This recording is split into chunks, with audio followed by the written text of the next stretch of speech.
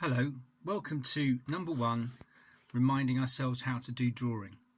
So why do we draw? Well, we draw in DT to record our ideas so that we can look at them later on.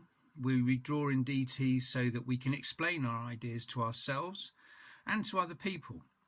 Sometimes writing it down or saying it to somebody over a phone doesn't always describe what it is we're trying to do, whereas a drawing, you can send it, you can email it, you can show it to people who maybe don't speak your language, and where the picture shows something that it would take many words to do otherwise. But just like you'd learn in PE, drawing is a learned skill. It's a physical skill. So it's a lot of practice and muscle memory, which I'm sure you've also learnt about in PE. So we're going to do some very basic steps to start off with. Find yourself some paper. It doesn't really matter what it is. It could be the inside of an old cereal box that's about to get chucked away.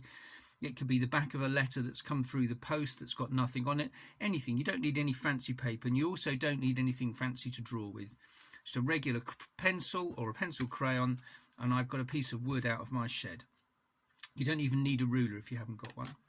What I'm going to do here is I'm going to draw a bunch of crosses. One there, one there, one there, one there, one there, one there. And you've got 6 crosses on this sheet of paper. I'm going to hold my pencil about halfway down with the end of it resting on the top of my finger, almost like a chopstick if you've ever used chopsticks. And I'm going to train my hand to move backwards and forwards between the crosses. So instead of keeping my hand steady and trying to draw a line like that, so you get the dog rubbed backwards effect, we're going to try and create a single line. The more you do this, the better at it you will get. I've been teaching people to do this for quite a long time now, as you might imagine, so I kind of know what I'm talking about. This does work. Now, when do you actually draw the line? Your body will sort of tell you really when it's ready, when it's worked out the distance between 2 things, and then go. So your hand will be moving up and down like the head on a printer.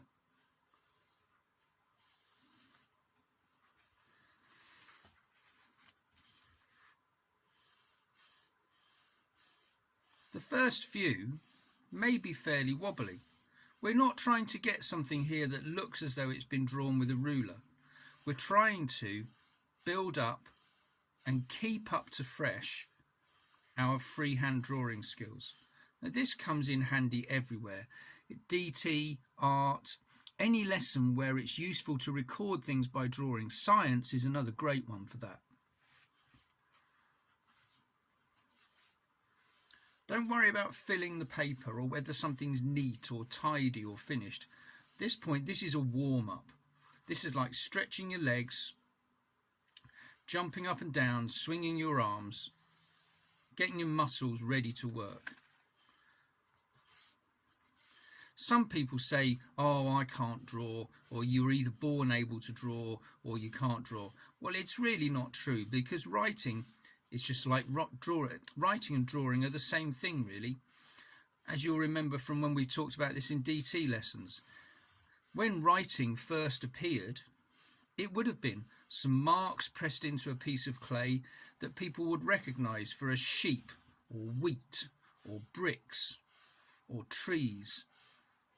And those symbols were basically just simplified pictures. So most writing started off as pictures.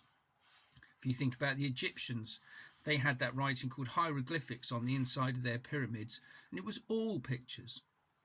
Gradually over time it turned into the shapes and letters we're familiar with now. But spend 5 or 10 minutes trying to achieve that, and then we'll go on to video number 2 next.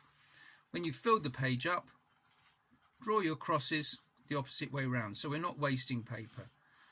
Paper's not cheap and it's not free, so we should use it as much as we possibly can.